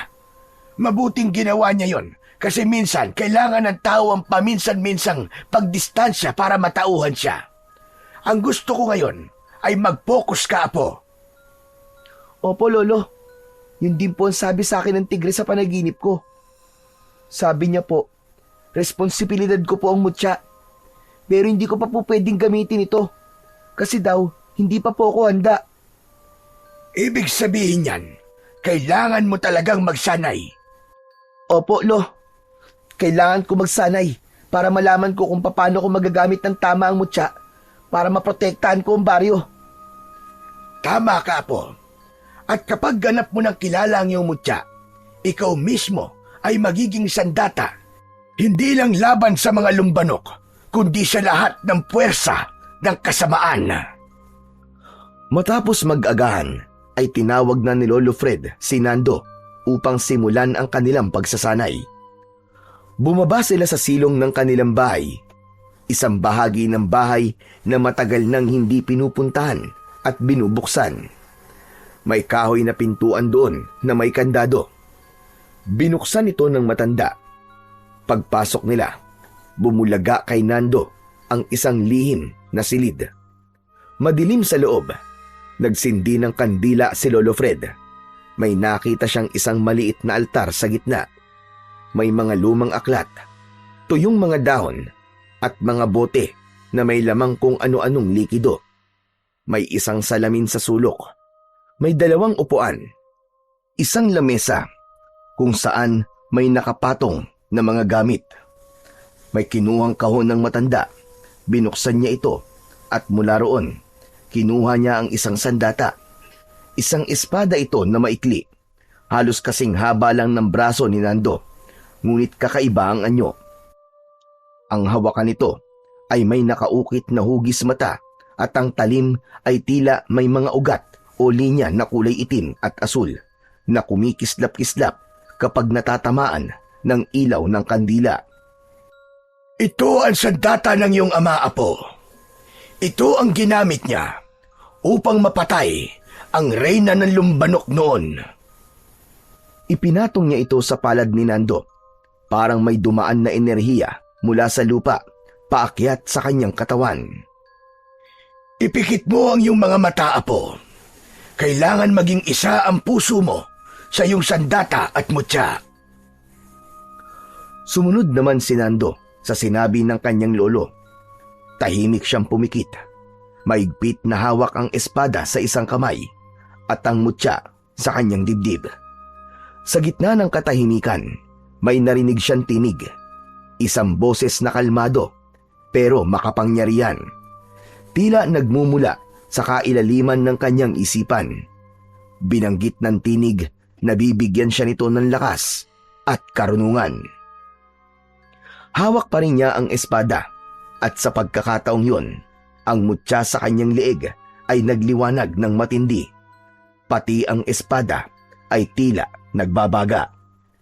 May pulang liwanag na lumalabas sa mismong talim nito na parang apoy. Magaling, Apo. Ngayon ay handa ka na. Tuturuan na kita ng mga unang orasyon. Ito ang magiging pananggalang mo laban sa kanila. Sa loob ng mahigit 1 oras, inulit-ulit ni Nando ang mga orasyon. Kinabisa niya at pinag-aralan kung para saan ito magagamit. Madali naman siyang natuto. Masayang-masaya ang kanyang lolo. Sa huling bahagi ng kanilang pagsasanay, humarap si Nando sa isang salamin sa loob ng silid. Tignan mo ang sarili mo ngayon, Apo. Hindi ka na si Nando. Isa ka ng tagapagdala ng liwanag. Tagapagtanggol ng katarungan. Handang-handa ka na. Napatitig si Nando sa salamin. Pamaya-maya ay ngumiti. Natuwa siya sa nakita niyang refleksyon niya sa salamin. Parang nakikita niya ang kanyang ama. Nakatingin sa kanya at nakangiti. Hapon na nang makalabas sila sa silid na yon. Pero ramdam na ramdam ni Nando ang kakaibang sigla sa kanyang katawan. Parang hindi napagod sa buong maghapong pagsasanay. Ngayon na po, subukan natin ang iyong lakas. Mag-igib ka ng tubig sa ilog. 2 timba, gaya ng ginagawa ng tatay mo noon. Walang pag-aalinlangan, agad na sumunod si Nando sa sinabi ng kanyang lolo. Kinuha niya ang 2 malalaking timba at tumakbo papunta sa may ilog. Pero sa gulat ni Lolo Fred, halos ilang minuto lang ay nakabalik na kagad si Nando. Basa ang kanyang braso at balikat, pero hindi man lang hinihingal. Pambihira! Napakabilis mo naman yata! Lolo, hindi nga po ako nabigatan eh. Parang ang gaan-gaan lang po ng timbang may lamang tubig. Parang nga pong hindi ako nagbuhat eh. Kung ganon, ay may kakayahan ng mutya na bigyan ka ng lakas at bilis. Maganda yan! Grabe! Ang astig naman po ng kapangyarihan nito. Ang dami! Tinignan niya ang kanyang mga kamay. Napangiti siya. Sa isip niya, alam niyang may kakayahan na siyang lumaban, magtanggol at magligtas. Masaya siya, hindi lang dahil sa lakas na taglay niya ngayon, kundi dahil alam niyang handa na siyang tuparin ang kanyang tungkulin. Nagpatuloy sila sa pagsasanay sa mga sumunod na araw. Umaga't hapon, pinapanday ni Lolo Fred ang galing ni Nando sa paggamit ng espada at pagbigkas ng mga orasyon. Tahimik ang buong baryo sa mga araw na yon. Walang mga naging biktima ang mga aswang. Parang pansamantalang nawala ang panganib sa kanilang lugar. Pero isang gabi, habang palabas si Nando sa bahay para umihi sa banyo, napansin niya ang isang kakaibang ingay mula sa labas. Sinundan niya ang tunog hanggang sa napunta siya sa bakuran ng kanilang kapitbahay. At doon, sa harap mismo ng bahay, ay nakita niya ang isang nilalang na may pakpak. Isang lumbanok. May nilala pa itong tao. Nakita niyang patay na ang matanda nilang kapitbahay na si Aling Puring. Agad siyang kumilos. Kahit patay na ang matanda, hindi siya nagdalawang isip. Sinugod niya ang aswang. Mabuti na lang at dala niya ang kanyang espada sa bewang. Nakalagay sa isang kaluban. Bitbit niya ito bago siya lumabas ng kanilang bahay. Hoy! Pangit na halimaw! Dito ka tumingin!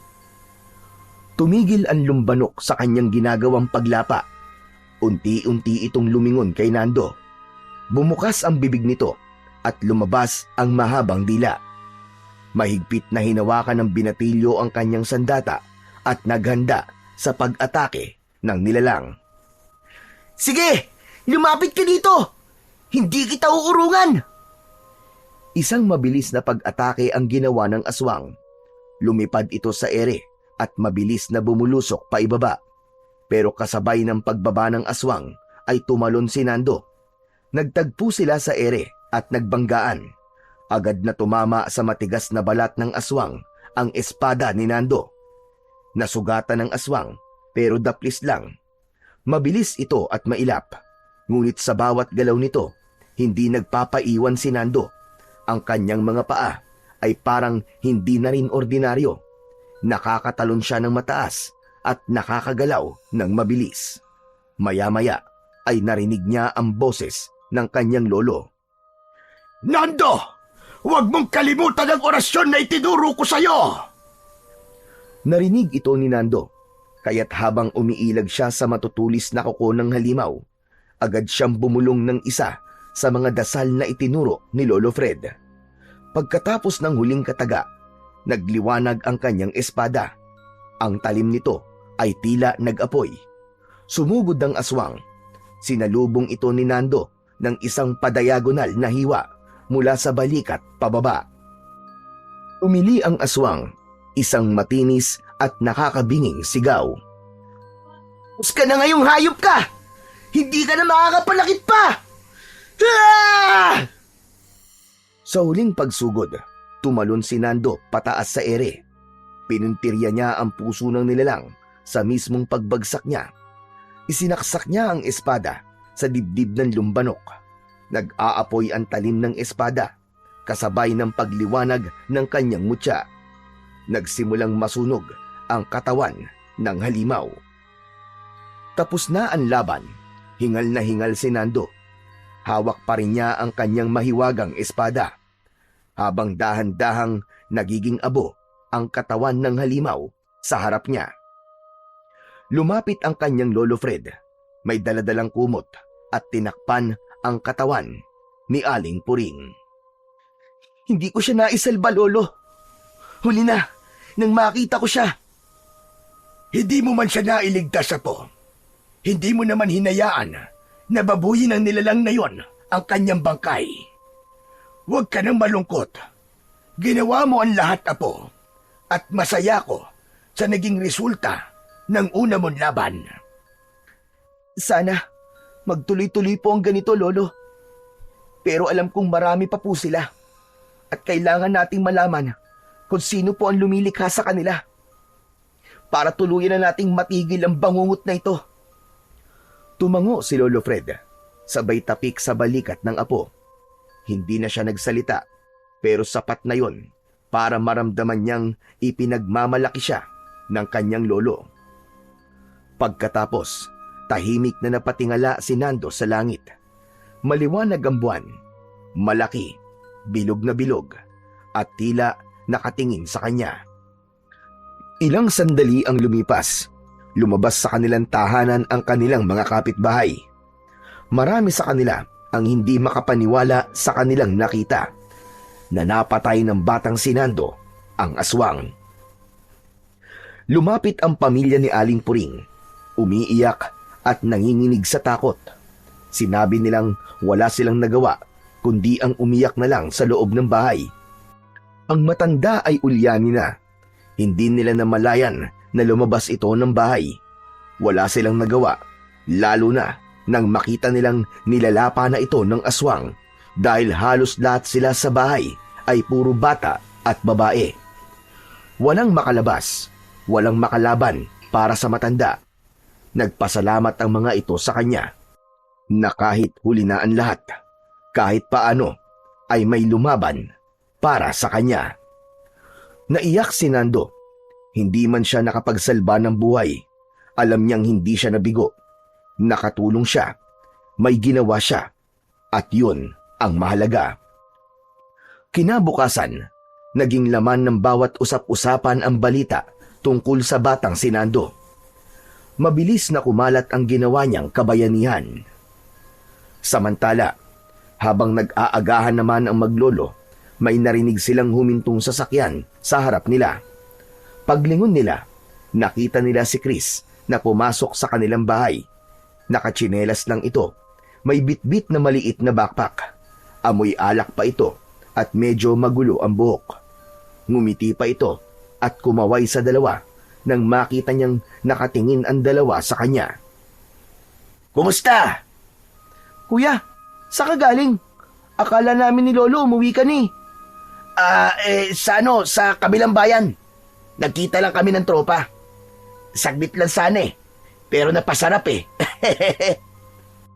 Umalis ka nang walang paalam. Tapos ngayon ay akala mo kung sino kang dumating dito. Hoy Chris, hindi porket may sarili ka ng trabaho at kita, mawawalan ka na ng respeto sa akin. Aalis ka na lamang ng basta-basta, tapos babalik ka na parang walang nangyari. Lolo naman, ang aga-aga sermon kagad. Matanda na po ako. Alam ko na ang ginagawa ko. Matanda ka na pala. Kaya ganyan mo na lang akong tratuhin ngayon. Pambihira. Ayos din yung prinsipyo mo, ano? Oo, hindi ka na nga bata. Pero sana naman maisip mo, nandito ka sa aking pamamahay ngayon. At habang nandito ka, ako ang masusunod dito. Lalo na't alam nating may panganib sa baryo. Akala mo ba biro lang yung pinagdadaanan namin dito? Hindi ka nagpaalam. Malay ba namin kung umuwi ka na ng Maynila o kung buhay ka pa ba o kung baka napatay ka na ng mga aswang? Lolo naman, seryoso kayo dyan? Paano naman ako mapapatay ng isang nilalang na hindi naman nag-i-exist? Hindi nag-i-exist? Ano sa palagay mo ang ginawa ng kapatid mo si Nando kagabi? Naglaro? Tumingin ka riyan, Chris. Kita mo yung burol sa kabila? Si Aling Puring. Pinatay siya kagabi ng isang lumbanok, isang aswang. At ang kapatid mo, siya ang lumaban sa aswang. Mag-isa. Habang ikaw, nagliliwaliw sa kung saan. Tumahimik si Chris. Hindi siya makatingin ng diretso sa kanyang lolo. Si Nando naman, tahimik lang. Pinagmamasdan ang dalawang pinakamahalagang lalaki sa buhay niya. Hindi na rin siya nagsalita. Ayaw na niyang gatungan pa ang galit ng kanyang lolo. Sa sandaling yun, alam niyang may punto si Lolo Fred. Alam din niyang hindi ito talagang galit. Ang lolo nila ay nag-aalala lang, lalo na sa kanyang kuya Chris. Pagkatapos kumain, tahimik lang si Lolo Fred habang naguhugas ng kamay. Pagkatapos ay nagsuot ito ng lumang jacket at kinuha ang kanyang baston. Binuksan ito ang pinto at lumabas. Lalabas lang muna ako. Magpapalamig ng ulo. Huwag kayong mag-alala. Hindi naman ako lalayo. Isinara nito ang pinto at dahan-dahang naglakad paalis. Tahimik sa loob ng bahay. Nasa mesa pa si Nando at si Chris. Ilang sandali ang lumipas. Si Nando na ang unang nagsalita. Kuya, bakit ba palagi kayo nag-aaway ni Lolo? Hindi agad nakasagot si Chris. Tila nag-isip muna at saka umirap ng bagya bago napabuntong hininga. Hindi mo maiintindihan, Nando. Bakit hindi mo subukan, kuya? Napatingin si Chris sa kapatid. Nakita niya ang sinseridad sa mga mata nito. Walang panghusga. Walang galit. Muli, napabuntong hininga siya bago muling nagsalita. Simula pa nung bata pa tayo, pakiramdam ko, laging may pader sa pagitan namin ni Lolo. Ikaw na lamang ang laging bida sa kanya. Ikaw ang palaging pinupuri. Ikaw ang pinagmamalaki. Samantalang ako, parang wala lang. Para bang laging may kulang sa akin, kaya di niya ako napapansin. Nag-aral ako na mabuti. Nagtrabaho. Sinikap kong makamit lahat ng kaya kong abutin. Pero parang hindi pa rin sapat. Kahit na anong achievement ko, parang walang kwenta sa kanya. Wala man lang yung simpleng magaling o proud ako sa'yo. Wala. Wala siyang sinabi. Kuya, hindi totoo yan. Mahal ka ni Lolo. At alam ko na proud siya sa'yo. Hindi ko maramdaman eh. Ngayon, tuwing may oportunidad ako, niyayabangan ko talaga siya. Sinasabi ko lahat ng mga achievements ko sa buhay para kahit paano ma-realize niya na meron din naman siyang ipagmamalaki sa akin. Pero wala pa rin. Nung umuwi ako dito, puro singhal, puro sermon ang inaabot ko. Parang lahat ng sasabihin ko, lahat ng galaw ko mali sa kanya. Ang sakit, bunso. Ang hirap. Ang hirap magmahal ng taong hindi mo alam kung mahal ka rin. At ngayon, ikaw na naman ang bida. Kasi ikaw ang nagmana ng mutya. Ikaw ang susunod sa yapak ni tatay at ni lolo. Samantalang ako, wala. Tagapanood, tagamasid. Hindi ako favorite ni Lolo, kuya. Pareho niya tayong mahal. Maaring iba lang talaga ang paraan niya sa pagpapakita nun. Pero hindi ibig sabihin nun na meron siyang pinapaboran. Saka hindi ba? Ikaw nga nun. Halos kayo lang ni tatay ang laging magkasama. Kayo ang palaging magkausap. Ikaw ang favorite naman nun ni tatay, di ba? Si tatay. Siya lang ang palagi kong kakampi nun. Kapag may hindi kami pagkakaintindihan ni Lolo noon, si tatay ang palaging umaawat. Siya ang nagsasabing, intindihin ko na lang daw si Lolo kasi matanda na. Pero nung mamatay siya, nawalan na ako ng kakampi. Para na rin ako namatay. Kaya ba pinili mong lumayo sa amin, kuya? Kasi nagtatampo ka? Kasi galit ka sa akin? Hindi ako galit sa'yo. Nagtatampo, oo, kay Lolo. Pero hindi mo alam, bunso, kung gaano kalungkot sa bago kong mundo. Ang hirap ng pakiramdam na parang wala akong pamilya. Mag-isa lang ako doon. Nagkakamali ka, kuya. Kami ang pamilya mo. Lagi kang hinihintay ni Lolo. Mahal ka niya, kuya, maniwala ka. Baka ikaw lang ang hindi nakakakita. Tsaka kuya, mahal na mahal din kita. Di mo ba nakita yung kanina? Yung kaninang parang galit siya? Hindi naman siya galit eh. Nag-aalala lang siya sa'yo, kuya. Totoo ba sinasabi mo, Nando? Oo naman, kuya. Hindi lang talaga niya alam kung paano niya ipapakita yun sa'yo. Ganun lang talaga siya, kuya. Sa totoo lang, minsan pa lang naman niya nasabi sa akin na nagustuhan niya ang ginawa ko eh. Yun ay nung natalo ko yung aswang. Kaya paano ako magiging favorite ni Lolo, kuya? Wag ka na malungkot. Ganun lang talaga si Lolo, kuya. Intindihin mo na lang. Tulad ng sinabi ni tatay. Matanda na siya. Tama ka, bunso. Ay, nako. Nakakainis. Naiinis ako sa sarili ko. Kasi parang ako yung bunso at ikaw pa yung panganay eh. Napaka-immature ko. Hinayaan kong kainin ako ng madaming hinanakit. Tuloy ngayon, hindi ko alam kung kaya ko pa itong ayusin lahat. Nando, gusto kong bumawi kay Lolo. Sana, hindi pa uli ang lahat. Ano ka ba, kuya? Palaging hindi pa uli ang lahat. Habang buhay pa si Lolo, ay may pagkakataon pa tayong dalawa. Mula sa sandaling yon, tila may malaking nabawas sa bigat na matagal nang pasan-pasan ni Chris sa kanyang dibdib. Sa wakas, nasabi niya ang lahat ng mga hinanakit na matagal niya nang kinikimkim. At si Nando ang naging tulay para sa unti-unti niyang paghilom. Lumipas ang maraming oras. Pagdating ng hapon, ay parehas na nakatanaw sa may bintana ang magkapatid. Inaabangan ang pagdating ng kanilang lolo. Ilang oras pa ang nagdaan. Gabi na, pero wala pa rin ito. Nasaan kaya si Lolo? Grabe namang tampo nun. Gabi na. Hanapin na kaya natin, Nando. Mabuti pa nga, kuya. Kinakabahan na ako eh. Saan kaya nagpunta yun para magpalamig ng ulo? Naghanda ang dalawa. Kinuha ni Nando ang espada at siniguradong suot ang kanyang mutya. Pero hindi pa man sila tapos sa paghahanda.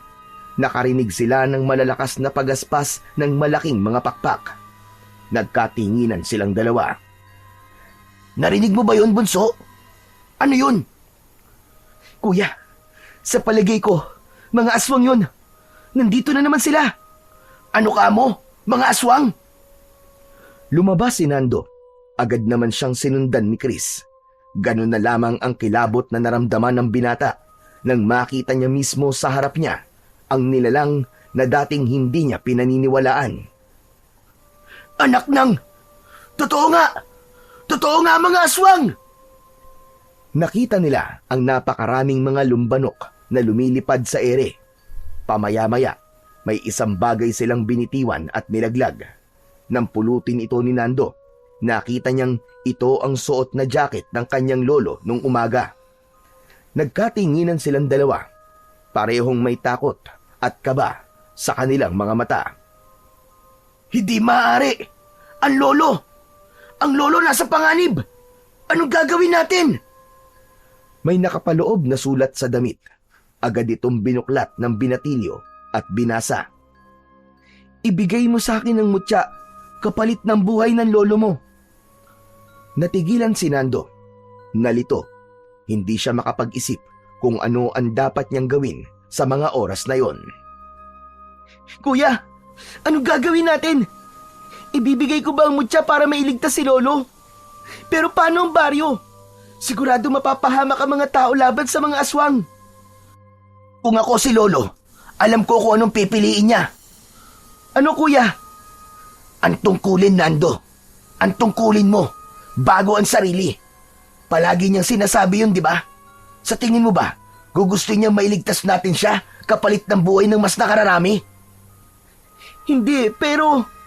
Hindi natin ibibigay ang mutya sa mga aswang na yun. Pero bunso, sasamahan kita. Ililigtas natin si Lolo. Mabilis ang naging desisyon ng magkapatid. Buo na ang kanilang pasya na sumugod sa gubat para iligtas ang kanilang pinakamamahal na Lolo Fred. Naglakad sila papunta sa gubat. Masyadong tahimik na ang tangi lang nilang naririnig ay ang kanilang sariling mga kaluskos. Bunso, alam mo ba talaga kung saan sila makikita? Opo kuya, nakita ko po sa panaginip kung nasan po ang kanilang pugad. Ipinakita po sa akin ang tunay na may-ari ng mutya, ang Maywagang Tigre. Nagpatuloy sila sa paglalakad hanggang sa narating nila ang paanan ng bundok. Nakita nila ang kuweba, ngunit hindi sila doon nagtapos. Naglakad pa sila hanggang sa marating nila ang tila isang maliit na baryo. Nagtago sila sa likod ng matataas na damo at nagmanman. Madami silang nakitang mga tao na parang may hinihintay. Nakatambay sila sa labas ng kanilang mga bahay, nagtatawanan at nagkwekwentuhan. Bunso, sigurado ka bang dito natin makikita si Lolo? Tignan mo, hindi naman sila mukhang mga aswang eh. Mukha silang mga mababait na tao. Hindi kuya, nagkakamali ka. Huwag ka magpapaloko sa nakikita mong anyo nila. Teka, hawakan mo ako kuya. Ipapakita sa inang mutya ang totoo. Hinawakan ni Chris ang kamay ng kapatid. Kasabay nito ay umusal ng orasyon si Nando. Lumabas ang isang malamlam na ilaw mula sa kanyang suot na mutya. At ang liwanag na yon ay tila bumalot sa paningin ni Chris. Unti-unti, nakita niya ang pagbabago ng anyo ng mga tao. Lahat sila ay mga aswang. Pambihira! Napakarami pala nila, Bunso! Paano natin lalabanan ang mga yan? Magtiwala lang tayo kuya sa kapangyarihan ng mutya. Habang nagmamanman sila, nakita nila sa isang parte ng komunidad ang kanilang lolo. Nakatali, sugatan, at halos hindi na kumikilos. Mga hayop! Mga hayop sila! Sinaktan nila si Lolo! Papatayin ko sila! Kuya, kumalma ka lang. Kailangan nating gumawa ng plano. Hindi pa pwedeng basta-basta lang. Ako ang lalaban sa mga aswang na yan, kuya. At ikaw naman ang magliligtas kay Lolo. Palayain mo siya at ilayo dito. Sigurado ka ba, Bunso? Oo naman. Tulad ng sinabi ng tigre, ako lang kuya. Ako lang ang maaaring kumalaban sa mga aswang na yan. Alam mo, magkapatid pala talaga tayo, no? Bakit naman, kuya? Kasi, manang-mana ka sa kayabangan ko. Kuya naman ngayon ka pa nagbiro eh. O sige na, sige na. Huwag ka nang tumawa. May misyon pa tayo. Sige, Nando. Gawin na natin. Mag-iingat ka at galingan mo. Hayaan mo. Pag napalaya ako si Lolo, tutulungan ka namin. Hindi ka nag-iisa sa laban na to, Nando. Kasama mo kami. Isang pamilya tayo. Salamat, kuya. Salamat. Agad na nagpakita si Nando sa mga aswang. Dala ang kanyang mahiwagang espada. Hindi na siya nagpatumpik-tumpik pa. Tumakbo siya palapit sa mga aswang. Nakipaglaban siya sa mga ito. Samantala, habang nagkakagulo ang lahat, si Chris naman ay patagong lumusot sa likuran. Mabilis, ngunit maingat. Nakarating siya nang walang nakakapansin sa puno kung saan nakatali ang kanyang Lolo Fred. Lolo! Lolo, gising po kayo! Ako po ito, si Chris! Chris po! Anong ginagawa niyo rito? Ililigtas ka po, Lolo! Agad na kinalag niya ang mga tali at tinulungan niya na makatayo ang kanyang lolo. Ngunit isang aswang ang nakapansin. Sumugod ito sa kanila. Naging matalas ang pandinig at pandama ni Nando. Naramdaman niya na nasa panganib ang kanyang mga kapamilya. Nakita niya agad ang papasugod na aswang. Mabilis siyang lumapit at sinaksak sa likod ang aswang na yon. Namatay ito at nasunog. Isa-isa niyang pinabagsak ang mga nilalang na humaharang sa kanya. Sige na kuya! Itakas mo na si Lolo! Ako nang bahala dito! Pero hindi pwede yun! Hindi ka namin iiwan dito, Nando!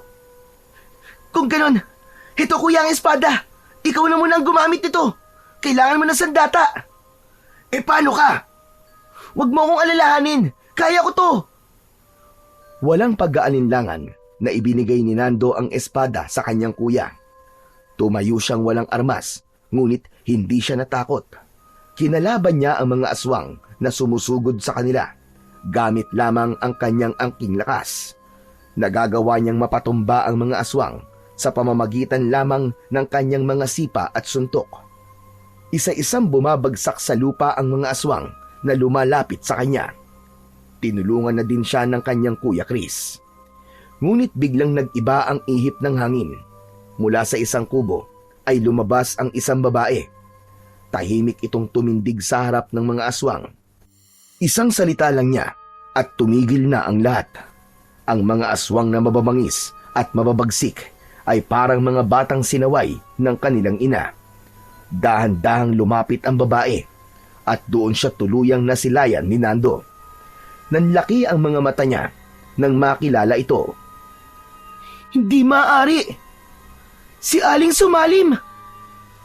Hindi sumagot ang babae, ngunit ang kanyang tingin ay diretso kay Nando.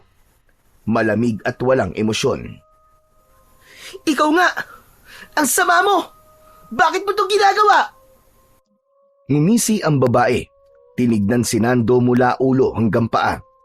Tinignan din ito ang buwan bago nagsalita. Ako si Dayang Sumalim.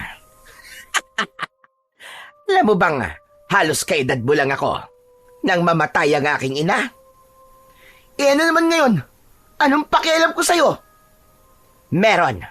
Dahil nalaman ko na ikaw ang tagapagmana ng antingero na yon, ang pumatay sa nanay ko.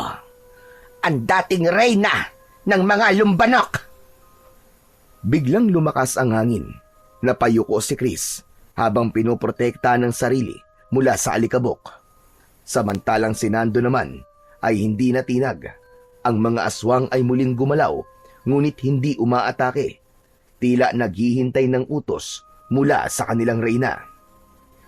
Nagbalik ako dito sa baryo para maghiganti. Hindi lang sa pamilya mo, kundi sa lahat. Sasakupin ko ang baryo nyo. Dadanak ang dugo. Wala akong ititirang buhay. Hindi mo magagawa yan dahil pipigilan kita. Ano? Pipigilan mo ko?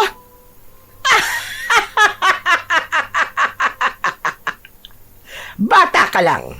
Anong laban mo sa akin? Sa palagay mo ba ay kakayanin mo ko? Biglang umusal ng dasal ang babae. Napalingon si Nando. Ang mga aswang na pinatumba ni Nando ay muling nabuhay. Ngunit mas mabangis at mas malalakas. Paano nangyari yon? Nabuhay silang lahat. Sayang ang lahat ng pagod mo. Kaya wag ka nang lumaban. Alam mo bang mamayang eklipse ay kami na ang magiging pinakamalakas na nilalang? Kaya ibigay mo na lang sa akin ang mutya. Kapalit ng buhay niyong tatlo. Papalayain ko kayo. Apo! Huwag! Huwag mong paniniwalaan ang aswang na yan! Tumigil ka, tanda! Sige! Kung ayaw nyo, huwag nyo. Dahil alam ko, makukuha ko din yan sa inyo mamaya. Dahil papatayin ko kayong lahat! Tumingala sa itaas si Nando at nakita niya ang bilog na bilog at maliwanag na buwan. Ngunit pagkaraan lamang ng ilang sandali, isang anino ang tila gumapang at dahan-dahan itong tinakluban ang buwan. Nangyayari na ang eklipse. Ang dating maliwanag na gabi ay naging kulay abo. Pagkatapos ay naging maladugo hanggang sa tuluyang naging halos itim na ang langit. Bagamat madilim, ay kitang-kita pa rin ni Nando ang nangyayari sa kanyang paligid. Ang reyna, unti-unting nagbago ng kanyang anyo. Lalong lumakas at naging isang dambuhalang ibon. Nanlambot si Nando nang makita ang nangyayari. Tila nawalan ito ng pag-asa. Pero ilang saglit lang, ang mutya sa kanyang leeg ay lumutang sa ere. Ang kuko at pangil ay nagdikit at naging isa. Mula sa loob ng mutya ay lumitaw ang espiritu ng tigre, ang parehong nilalang sa panaginip ni Nando. Sa isang iglap, sumanib ito sa kanyang katawan. Nagliyab ang kanyang mga mata, tumalim ang kanyang ngipin, at ang kanyang mga kamay ay nagkaroon ng matutulis na kuko. Naging isa siyang tila dambuhalang tigre sa paningin ng mga aswang. Humarap ito sa dambuhalang ibon na si Dayang Sumalim. Itinaas ng aswang ang kanyang mga kamay at sumigaw ng napakalakas. Inutusan niya ang kanyang mga alagad na sumugod at patayin ang lahat ng mga tao. Agad na nagsiliparan ang lahat ng mga aswang papunta sa baryo. Ilang sandali pa ay narinig na ang malalakas na tahulan at alulong ng mga aso. Naririnig ng malinaw ni Nando ang mga iyakan at malalakas na hiyaw ng taong bayan. Itigil mo yan, hayop ka! Tigilan mo ang mga tao! Wala silang kasalanan sa'yo! Wala ka nang magagawa, bata! Hindi mo ko kaya! Sinugod ni Nando ang reyna ng mga aswang. Parehas na dambuhalang nilalang ang nasa harapan ng lahat. Naglalaban, lupa laban sa ere, apoy sa dilim. Nagpatuloy ang laban, isang mabagsik na salpukan ang naganap at agad na sumiklab. Malakas ang aswang at ilang beses din itong nasugatan ang dambuhalang tigre pero hindi ito nagpabaya. Hanggang sa huling atake, ginamit ni Nando ang kuko ng mahiwagang tigre at isinaksak yon sa dibdib ng dambuhalang ibon. Pinakabaon niya to hanggang sa tumama sa mismong puso ng ibon. Sa kanya to kinagat sa pakpak. Pasadsad silang lumagapak sa lupa ng kanyang kalaban hanggang sa nawalan ito ng malay. Kasabay nito ang muling pagbabalik ng katahimikan. Nawala sa paningin nila ang mga aswang na lumbanok. Tila na puno ng usok ang buong lugar, kasabay ng paglaho ng mga halimaw. Si Nando, bumalik na rin sa anyo nito bilang tao. Pagod, sugatan, ngunit buo na tumayo si Nando. Humihingal, pero may ngiti sa kanyang labi. Sa likod ay papalapit naman si Chris at si Lolo Fred. Tapos na! Ang galing mo, bunso! Grabe! Di ko talaga akalain na ganun ka kagaling makipaglaban. Ngumiti si Nando sa sinabing yon ng kanyang kuya Chris. Ngunit sa sandaling yon, biglang namilog ang mga mata ng binata nang makitang bumangon ang reyna ng mga aswang sa likod ni Nando. Ang matatalim na kuko nito ay nakatutok sa likod ng binatilyo. Handa nang umatake. Mabilis na kumilos si Chris. Tumakbo siya at hindi nagdalawang isip na itulak si Nando at siya ang sumalubong kay Dayang Sumalim. Sinaksak nito ang dibdib ng aswang gamit ang espada. Malalakas na tili ang kumawala sa bibig ng halimaw. Puno ito ng sakit at galit. Sunod-sunod na isinaksak niya ang espada. Lahat ay tumama sa dibdib at sa puso ng aswang. At doon tuluyan na talagang natapos ang buhay ng reyna ng mga aswang na lumbanok. Yan! Tapos na talaga! Ewan ko na lang kung mabuhay pa yan lintik na yan. Ha? Kuya, ang galing mo! Nagawa mo! Hindi ko alam kung paano. Pero salamat, kuya. Kundi dahil sa'yo, baka wala na ako. Sus! Wala yun. Maliit na bagay. Magaling, mga apo. Ang uhusay nyo. Manang-mana talaga kayo sa inyong ama. Chris, hindi ko akalain na may pambihira ka rin palang tapang. Mahusay. Ang galing ng ginawa mo, apo. Iniligtas mo ang buhay ng kapatid mo. Iniligtas mo tayong lahat.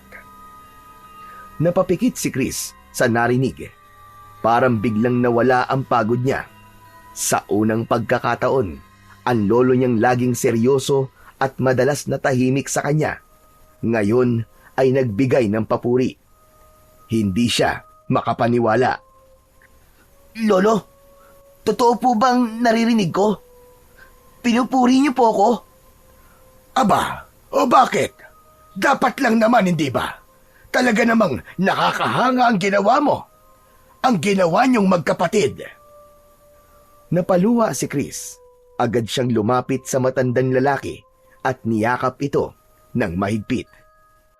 Lolo, salamat po. Ngayon lang po ako nakarinig ng ganito sa inyo.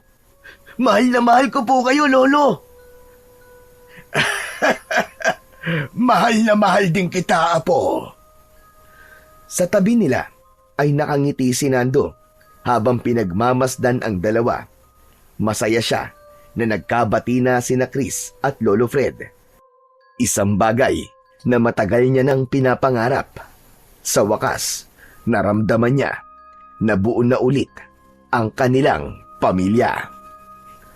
Makalipas ang ilang araw, mula sa tagpong yun, unti-unting bumalik sa normal ang katahimikan sa baryo. Isang pista ang inihanda ng buong baryo bilang pasasalamat sa kaligtasang natamo nila. Nagtayo sila ng isang entablado kung saan pinarangalan nila ang magkapatid dahil sa kanilang kabayanihan at pagliligtas sa buong baryo. Labis na ipinagmamalaki ni Lolo Fred ang kanyang mga apo. Masayang masaya siya habang nakikitang pinapalakpakan ng mga tao sina Chris at Nando. At sa gabi, isang simpleng salo-salo ang naganap. Naging masaya ang lahat. Busog na busog sa napakaraming pagkain. Sa gitna ng kasiyahan, magkatabing nakaupo sina Chris at Nando. Nakatingala parehas sa langit. Ang tahimik na ulit ng gabi. Sana, ganito na lang palagi. Oo nga, kuya. Pero kung sakaling may dumating ulit na panganib, alam na natin ang gagawin natin. Sa bagay, tama ka.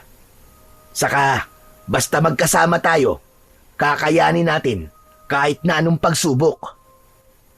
Nagkatinginan sila at sabay na tumawa. Sa ilalim ng mga bituin, habang ang hangin ay dumarampi sa kanilang mga pisngi, ramdam na ramdam nila ang bagong simula. Isang buhay na mas tahimik at mas masaya, higit pa sa dati. At ang baryo, wala na silang dapat ipag-alala dahil palaging nakahanda ang mga protektor at tagabantay nila laban sa mga masasama.